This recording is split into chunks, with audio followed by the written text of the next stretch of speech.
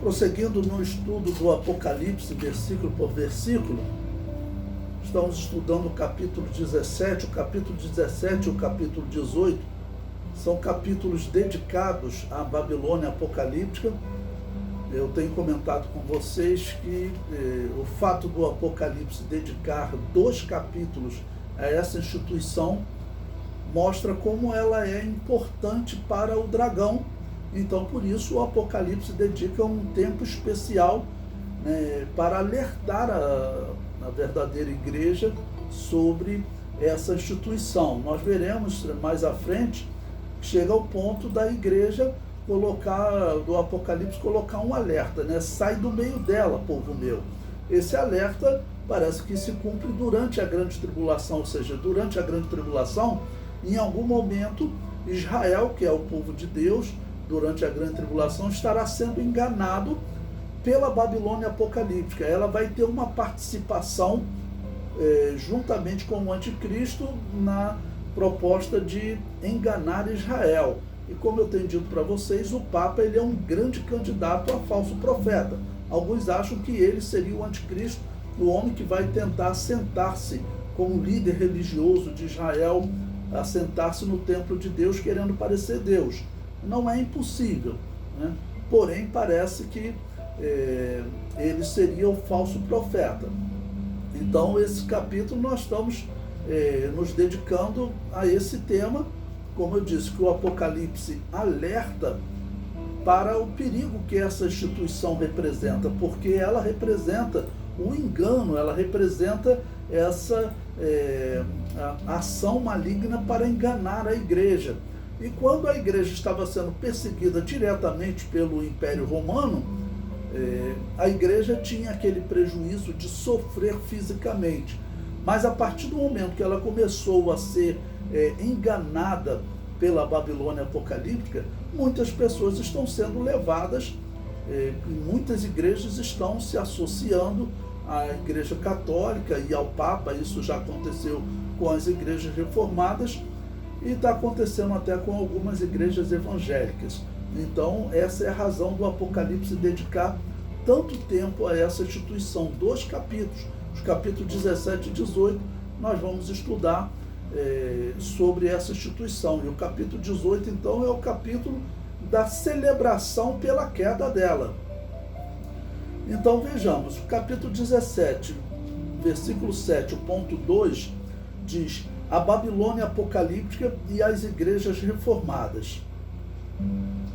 Os pais da reforma protestante interpretavam a igreja católica como sendo a Babilônia apocalíptica. Mas com o tempo eles perceberam o grande tiro no pé a que conduzia essa afirmação. Se a igreja católica é a Babilônia apocalíptica, as igrejas reformadas não passam de um grupo que tentou reformar a Babilônia apocalíptica, o que sabemos ser impossível. Ou seja, quando nós vemos os escritos de Lutero, de Zwinglio, de Calvino, eles já tratavam a igreja católica como a Babilônia apocalíptica, e assim se dirigiam a ela. Mas com o tempo, eles, pelo menos os seguidores da reforma protestante, hoje eles se recusam a dizer que ela é a Babilônia apocalíptica. Você encontra aí no YouTube, dos livros, eles se tornaram, na verdade, uns apologistas da igreja católica, dizendo que ela não é a Babilônia apocalíptica. Mas nós temos visto pelas características que ela com certeza é a Babilônia apocalíptica. O comentário prossegue. Os reformados mudaram esse discurso e passaram a ser apologistas da Igreja Católica. Afirmam que, apesar da corrupção doutrinária extrema, ela era a igreja verdadeira. Eu sempre falo para vocês, nos primeiros anos de organização da Igreja Católica, ela já não tinha nenhuma característica cristã, ela só tinha nome cristão. Nós vimos em tópicos anteriores que nos primeiros anos, nas primeiras décadas, eles já organizaram perseguição aos pagãos, a outros grupos cristãos que não concordavam com eles, né? Então, eles não tinham realmente característica de igreja cristã. O comentário prossegue.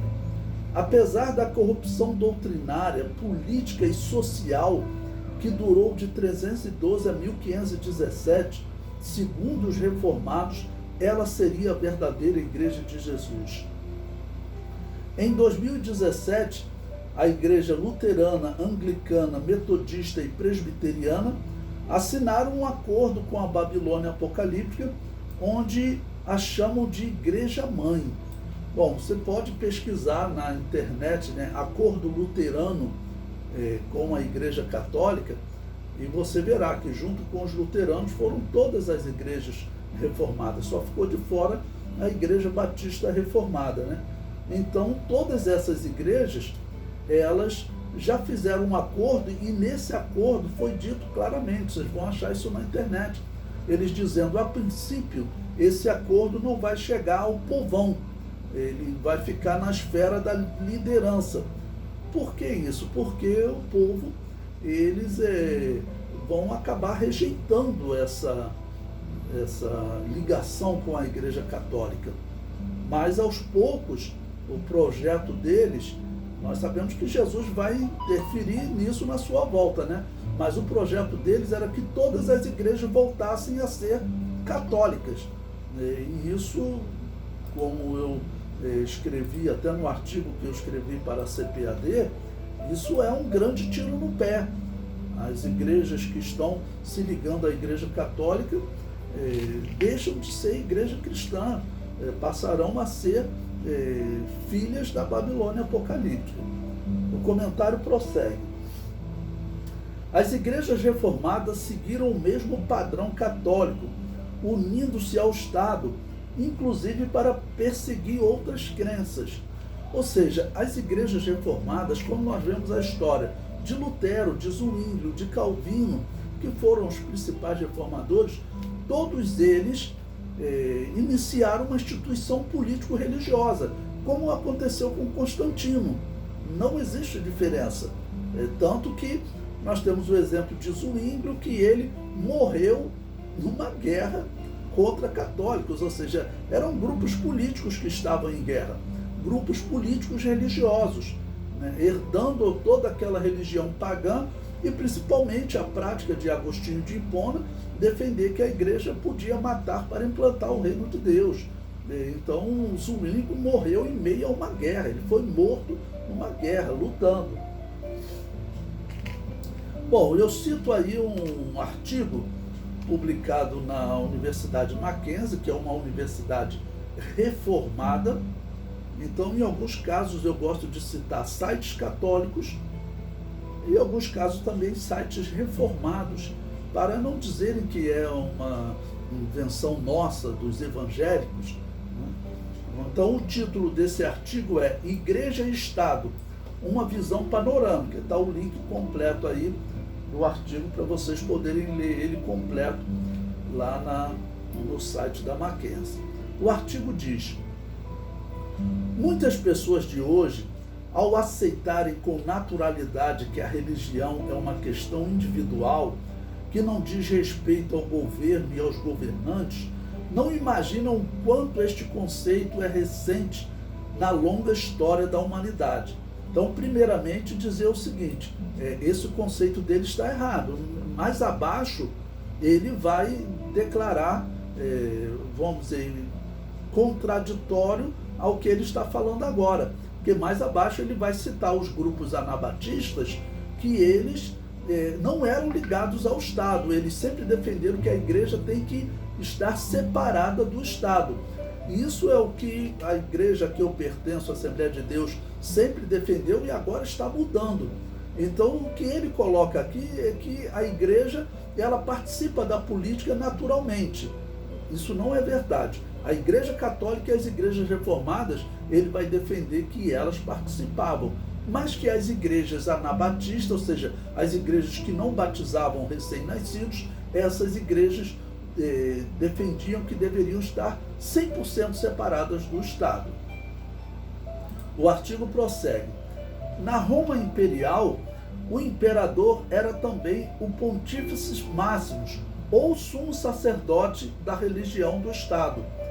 Por interesses políticos, César Augusto que viveu de 27 a 14 27 a.C. a 14 depois de Cristo, ordenou a restauração dos templos e do antigo culto aos deuses. Ele também iniciou a verdadeira religião da Roma pré-cristã, o culto ao imperador. Mais tarde, quando esse culto tornou-se plenamente institucionalizado, a recusa em adorar César passou a ser vista como um ato de deslealdade, atraindo a ira do Estado. Somente os judeus conseguiram escapar. Seu monoteísmo radical, que proibia qualquer forma de idolatria, tornava-lhes impossível participar do culto ao imperador. Eventualmente, eles foram dispensados de orar ao imperador. Deviam apenas orar por ele e contribuir, como todos os outros cidadãos, para a manutenção dos templos públicos. Então, nesse ponto aqui, ele está correto, dizendo que antes de Constantino, essa era a posição do imperador. Ele era o sumo pontífice. O Papa vai herdar esse título do imperador.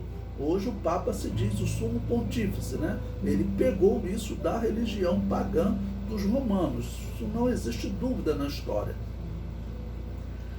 O artigo prossegue. O catolicismo, eu troquei, né? Botei entre colchete, sempre lembrando que numa citação, quando você coloca entre colchete, é uma alteração sua, ele chama de cristianismo, né? Então eu mudei. Então eu digo, o catolicismo surgiu no contexto de uma relação tensa entre os judeus e o Império Romano. Jesus ensinou claramente o princípio da separação entre os dois reinos, com a célebre declaração de Mateus 22, 21. Dai a César o que é de César e a Deus o que é de Deus. No seu nascimento e na sua morte, Jesus experimentou a ira dos poderes constituídos. Porém, o seu maior conflito foi com o sistema religioso, não com o sistema político. Outras referências aos governantes nos evangelhos são encontradas. Aí tem diversas referências aí para vocês lerem depois. O célebre Edito de Milão proclamou a liberdade de consciência e concedeu ao catolicismo, né, corrigindo esse ponto, tá ok? Plena igualdade com os outros cultos e ordenou a devolução de todas as propriedades eclesiásticas confiscadas durante a perseguição. Bom, esse Edito de Milão, publicado por Constantino, ele vai dar início ao catolicismo. Aqui nasce o catolicismo. A partir desse momento, essa instituição organizada por Constantino, ela será completamente diferente da instituição chamada cristã antes de Constantino. O cristianismo antes de Constantino era um cristianismo simples, né, normalmente perseguido. Havia uma exceção da igreja que estava em Roma, em alguns casos, porque durante as perseguições, durante as 9 perseguições religiosas que ocorreram antes de Constantino, essa igreja de Roma tinha a tradição de aceitar adorar os deuses pagãos para não morrer. E assim existiam sempre duas igrejas. Uma igreja que obedecia ao imperador, e assim ela funcionava normalmente, e outra igreja que tinha que viver escondida nas catacumbas, porque essa não aceitava adorar os deuses pagãos de jeito nenhum. Essa igreja que estava em Roma, ela se destacava como uma igreja rica, né? Uma igreja que não parava de funcionar durante as perseguições. O artigo prossegue. Eventualmente, Licínio, que foi um co-imperador junto com Constantino de 308 a 324, impôs sérias restrições à vida pública das igrejas. Unindo interesses políticos e religiosos, Constantino derrotou Licínio em 324, tornando-se o único governante do império. Ou seja, até 324, Constantino ele não era o único imperador, né? Era o imperador de destaque, mas ele não era o único. Em 324, ele decidiu preparar uma guerra contra Licínio, e a atitude dita que ele tomou essa atitude exatamente por Licínio, por perseguir essa igreja que ele estava organizando. Então ele derrotou em 324, tornando-se o único governador do império. As igrejas despertaram para o fato de que a causa de Roma e a causa de Cristo haviam se tornado uma só. Esse aqui é o problema desse artigo. Na verdade, a causa de Cristo e a causa de Roma não se tornaram a mesma causa. A história que Constantino diz que teve, alguns dizem que foi uma visão, outros dizem que foi um sonho, né? Mas principalmente que ele teria visto uma cruz e uma mensagem de Deus para ele. Neste símbolo vencerás. Ninguém acredita que isso seja verdade. Tanto que Constantino, depois que ele organizou a Igreja Católica, ele continuou servindo aos outros deuses. Ele nunca dedicou a sua vitória a Jesus, ele dedicou a sua vitória aos deuses pagãos. Ele usava o termo sol invicto. E quem fosse cristão acreditava que ele estava falando a Jesus como sol.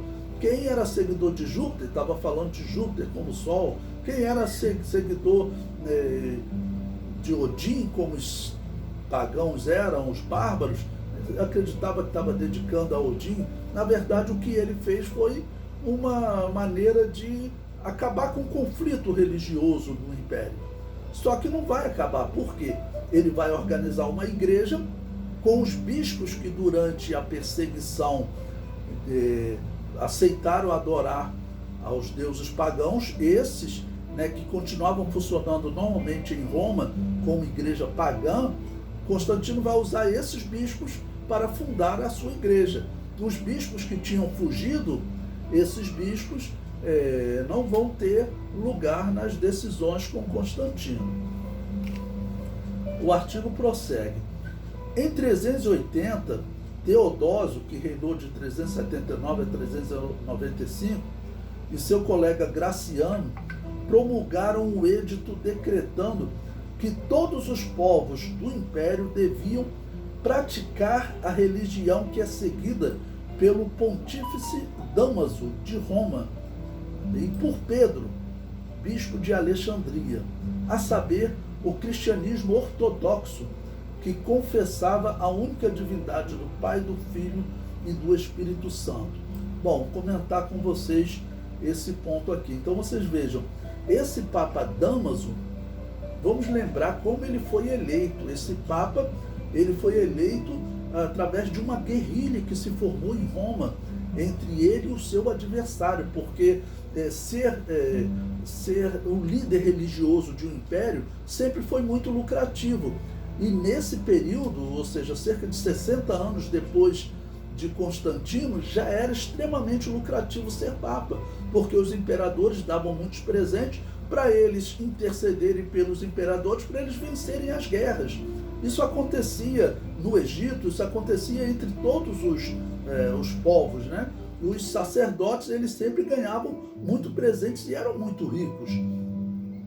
Então, esse Papa Dámaso diz que essa guerrilha que se formou na eleição, que ele acabou vencendo, eram 137 mortos por dia.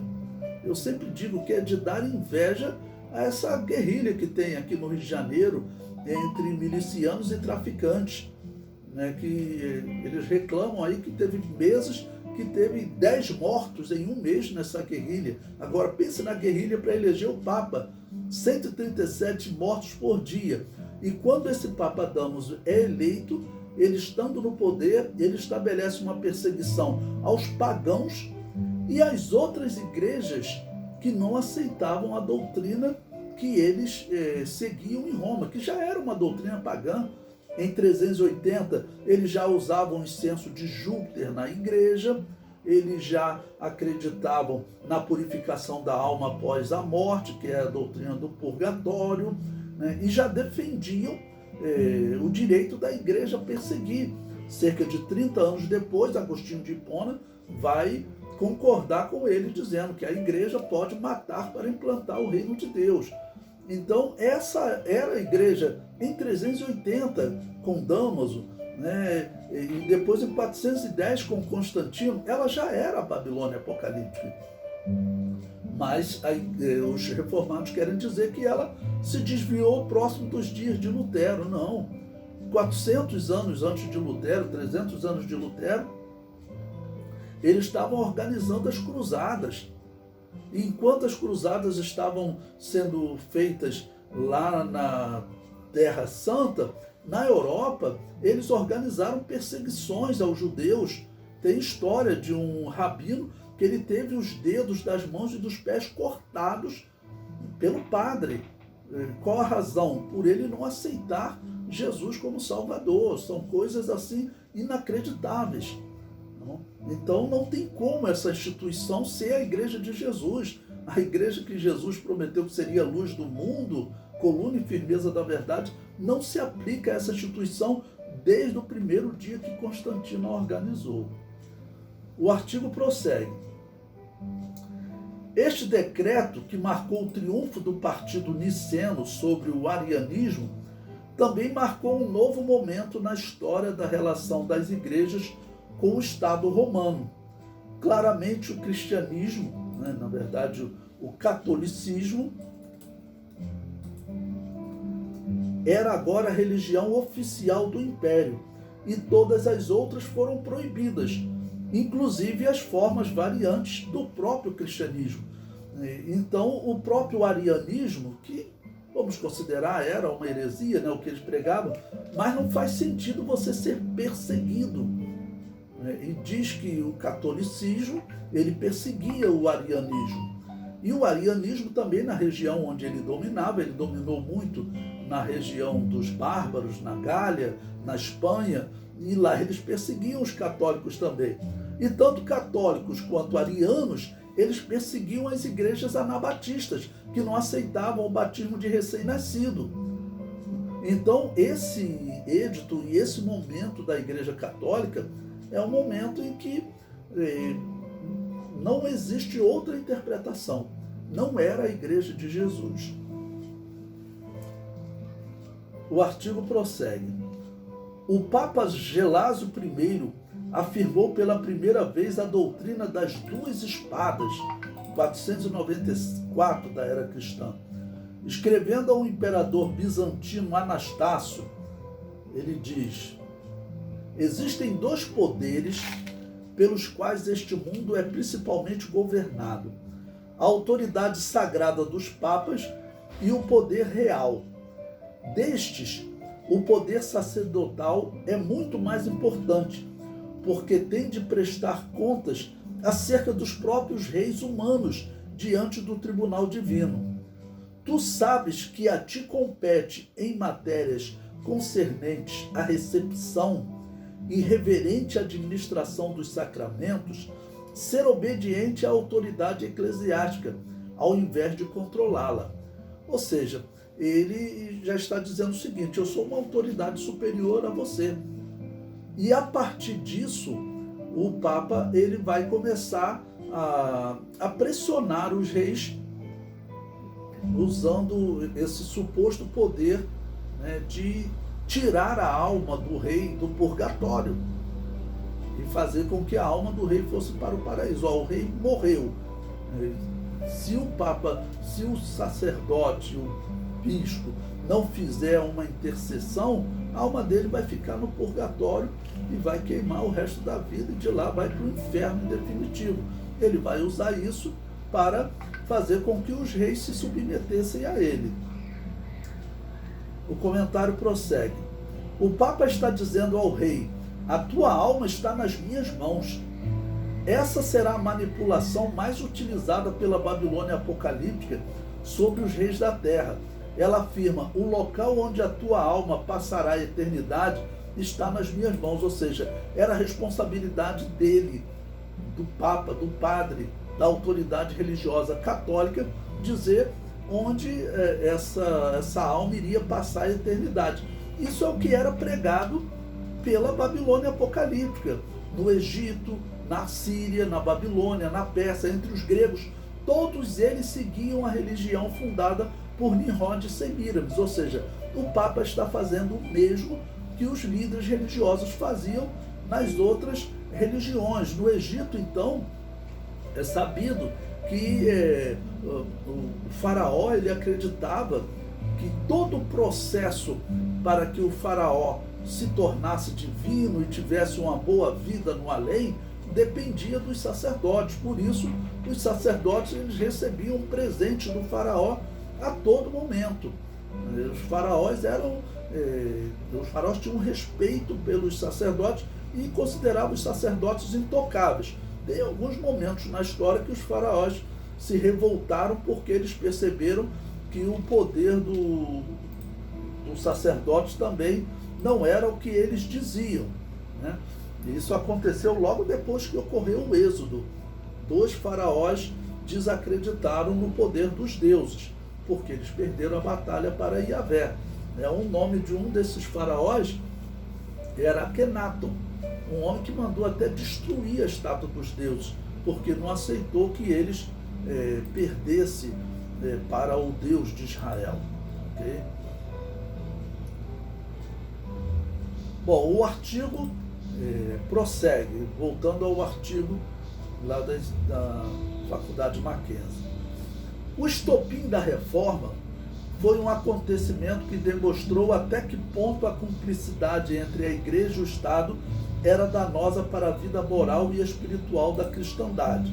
Você observe o que ele vai falar a partir disso, vai conflitar com o que ele está dizendo agora.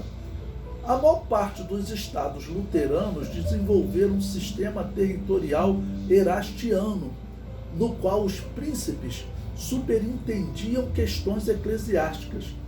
Politicamente, o período da Reforma evidenciou uma constante interação entre as igrejas e os poderes constituídos.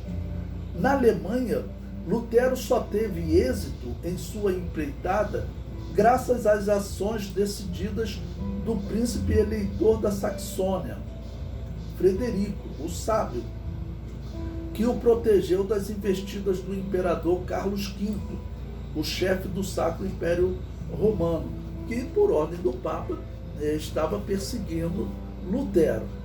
João Calvino, em Genebra, a implantação da reforma também teve uma forte conotação política. Eu sublinhei e destaquei aí conotação política, porque ele falou de Lutero e de Calvino também. Todos esses homens, irmãos, eram políticos, ok? Mas os políticos naquela época, eles também influenciavam na religião. Era assim no Império Romano, continuou na Igreja Católica, continuou nas igrejas reformadas. Não existe dúvida sobre isso. Os reformados não gostam de ouvir isso, mas isso não existe dúvida. Todos eles eram políticos. E aqui está um artigo da Mackenzie dizendo, que em Genebra, onde João Calvino trabalhava, a implantação da reforma também teve uma forte conotação política, ocorrendo no contexto de uma insurreição contra os dominadores católicos da Casa de Savoia e a simultânea aproximação do cantão protestante de Berna. Os anabatistas e outros reformadores radicais, vou dar uma parada nesse ponto aqui. Observe, um grupo que não aceitava participação do Estado na religião, que queria estar separado da religião, eles chamam de radicais, porque eles queriam uma separação total do Estado. Essa é a principal razão deles serem chamados de radicais. Não, vocês estão numa reforma muito radical, sendo que os verdadeiros anabatistas não eram reformados. Os anabatistas, eles existiam 300 anos antes. A Igreja Católica criou a Inquisição para perseguir um grupo anabatista. A Igreja Católica diz que exterminou todos os grupos que não concordaram com o edito do Papa Dámaso, que proibia o funcionamento das outras igrejas. A Igreja Católica diz que exterminou essas igrejas ali pelos anos 700. É mentira, porque nos anos 1200 eles encontram anabatistas no norte das montanhas da França e chamaram eles de valdenses, por causa do nome de um homem, um pastor chamado Valdo, nessa época que a Igreja Católica descobriu esses anabatistas. Nos dias da Reforma, ok? Esses anabatistas foram aqueles que disseram, olha, nós não queremos ligação com o Estado. E os reformados, seguidores de Lutero, Calvino, Zwinglio, todos eles vão perseguir esses grupos, né? Eu sempre digo, cristão não persegue, cristão não tortura, cristão não captura, cristão não mata. E eles faziam isso, segundo a Igreja Católica, eles faziam isso de maneira mais radical que a Igreja Católica. Eu li com vocês um artigo, algumas aulas atrás, em que um católico criticava os reformados porque, segundo o que ele dizia, as torturas católicas tinham regra, só podia durar 1 hora. E a tortura reformada durava dias.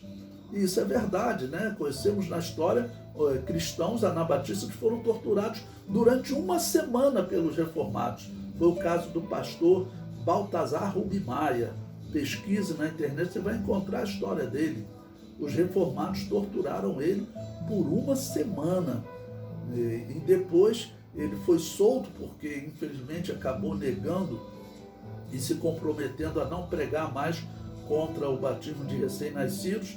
Mas 3 anos depois, Deus recuperou e ele sentiu-se perdoado, voltou a pregar e os católicos prenderam e mataram ele.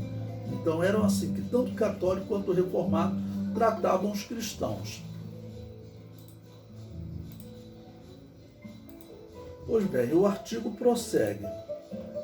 Os anabatistas e outros reformadores radicais insistiram, a partir do entendimento das Escrituras e das suas próprias experiências, na necessidade da completa separação entre a Igreja e o Estado. A sua posição pareceu tão anárquica naquela época que eles foram duramente perseguidos por todos os outros grupos protestantes e católicos. Por sua vez, os anabatistas transmitiram suas concepções sobre a Igreja e o Estado a outros movimentos congêneres na Inglaterra no século XVII, batistas, quakers e independentes. Então, interessante, lembrando que esse é um artigo da Igreja Reformada, ok? E ele dá esse testemunho sobre os anabatistas. E ele diz aqui, anárquica, por quê? Porque todas as igrejas reformadas, e claro, a Igreja Católica, elas estavam ligadas aos reis. Os reis protegiam, os reis eles financiavam os sacerdotes. Se você for na Alemanha, isso permanece até hoje. Um sacerdote lá na Alemanha, ele recebe o seu salário do Estado. O Estado recolhe o dízimo, né? Quando uma pessoa consegue um emprego numa empresa na Alemanha, é perguntado, você é católico?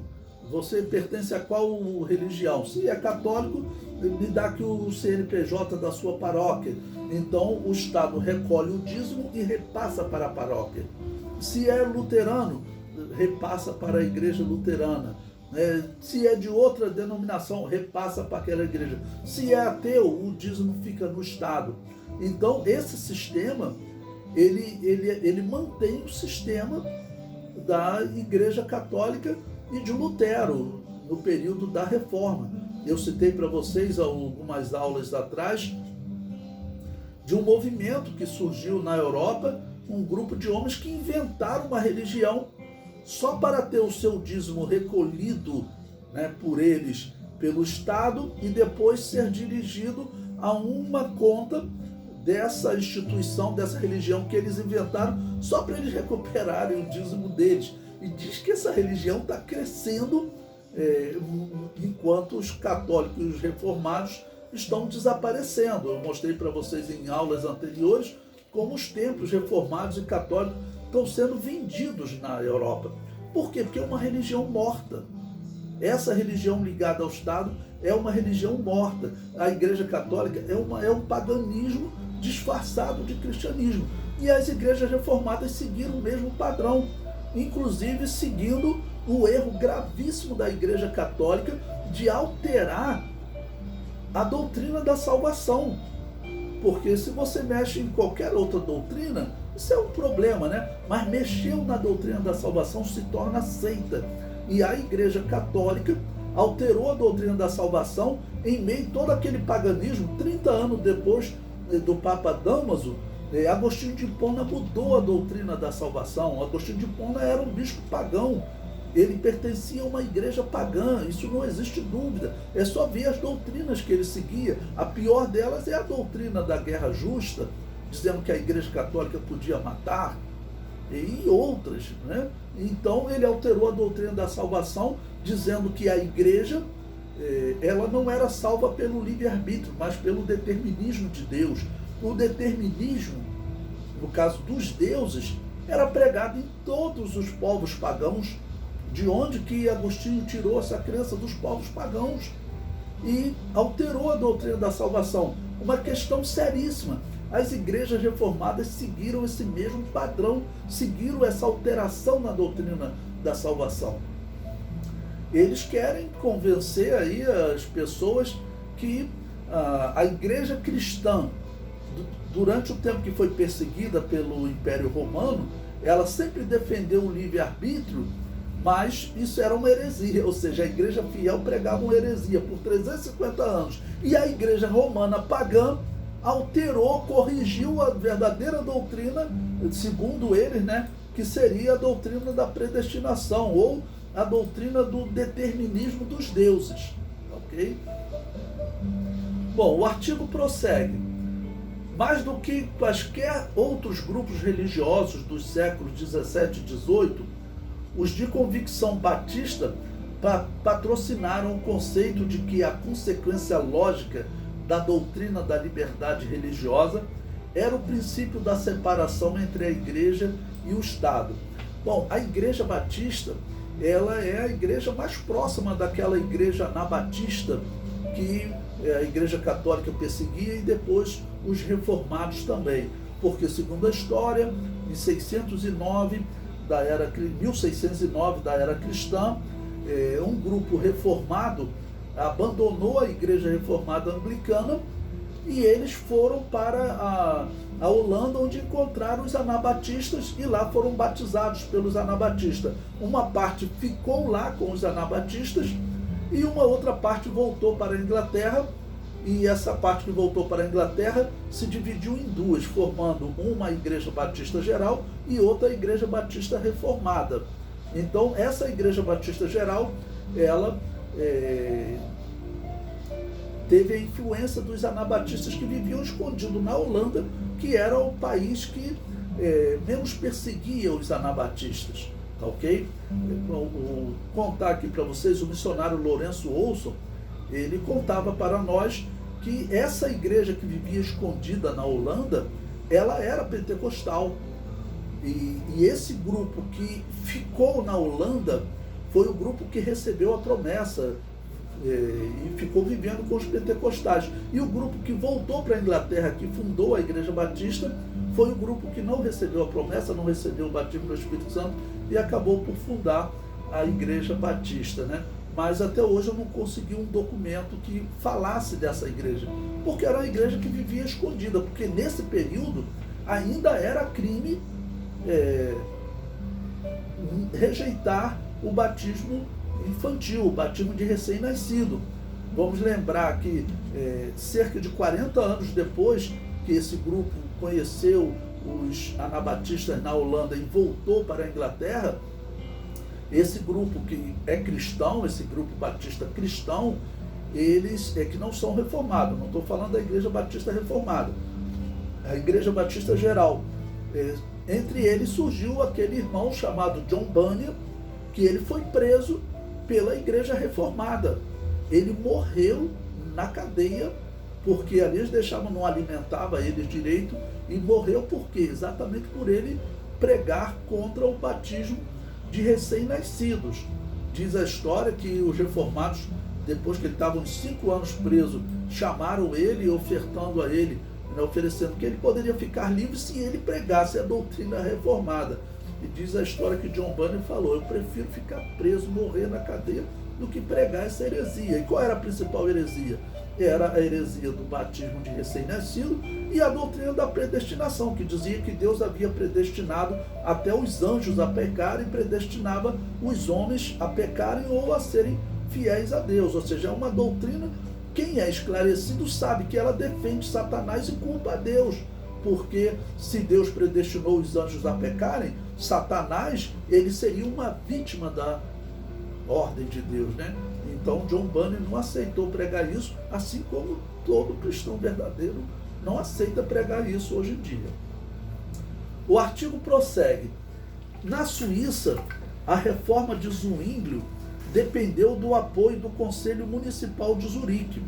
Foi esse mesmo conselho que puniu ou executou cruelmente os anabatistas por se oporem à obra de Zwinglio e à unidade religiosa, vista como indispensável para a proteção dos cantões protestantes.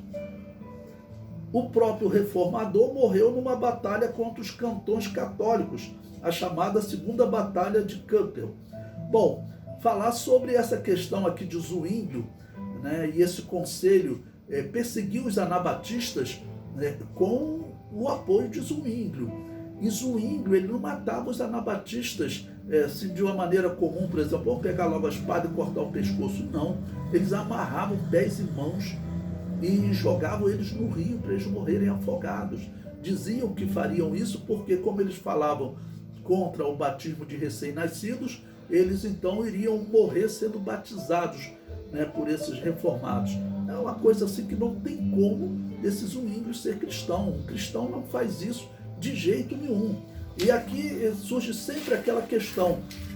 Alguns falam, Levi, por que ficar lembrando dessas coisas? Não é melhor esquecer? Não.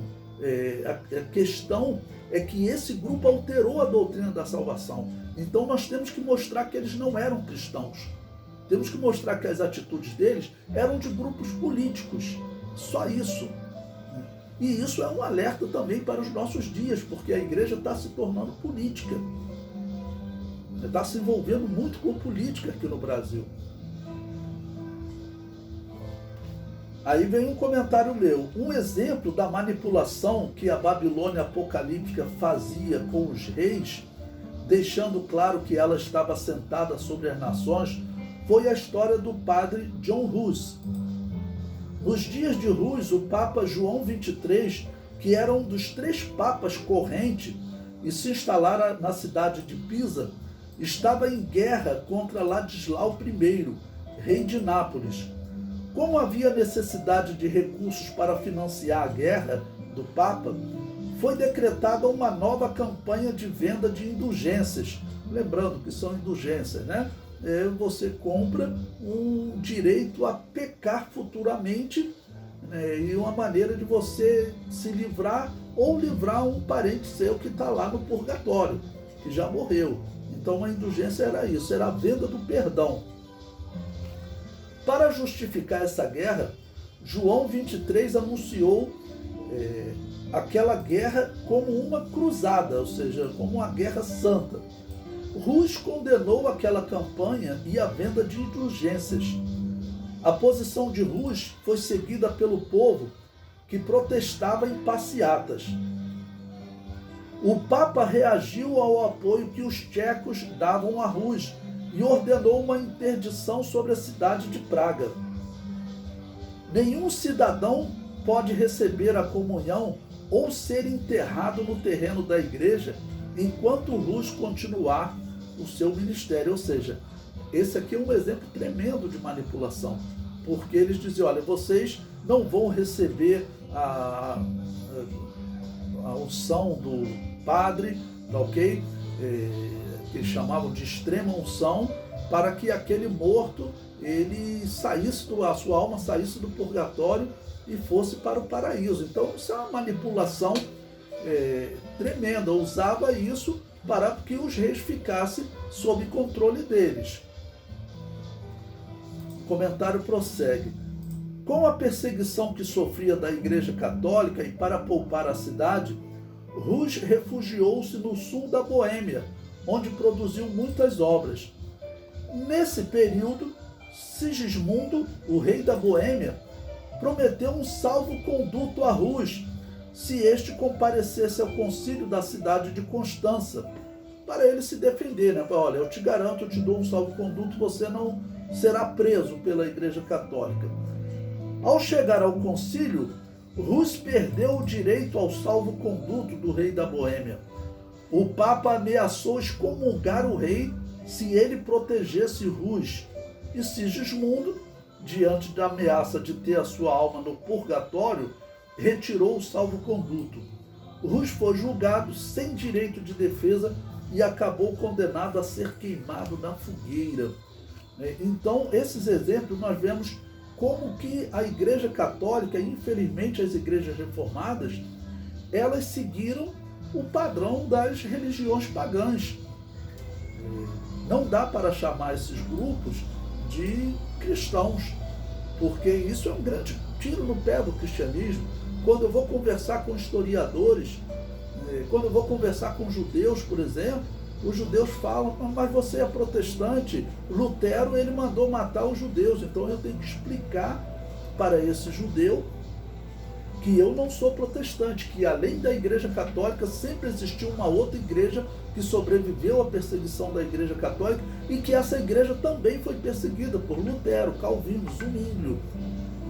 Essa é a maneira que eu tenho de evangelizar o judeu, porque o judeu ele não aceita ser evangelizado por católico e por reformado, porque para eles os reformados mandaram matar os judeus, né? Adolf Hitler, quando resolveu incendiar as sinagogas dos judeus, aí protestantes criticaram ele, ele falou, eu não entendo vocês, Lutero mandou fazer isso, eu estou seguindo o que Lutero falou. E ao Papa também ele disse, olha, eu estou propondo uma solução final para o que vocês sempre fizeram de perseguir aos judeus. Eu posso acabar com esse problema. Ou seja, ele estava aliado com o Papa. E vamos lembrar que o terceiro Reich que Hitler falava, o primeiro Reich foi inaugurado, foi um projeto do Papa, né? Nós veremos isso mais à frente.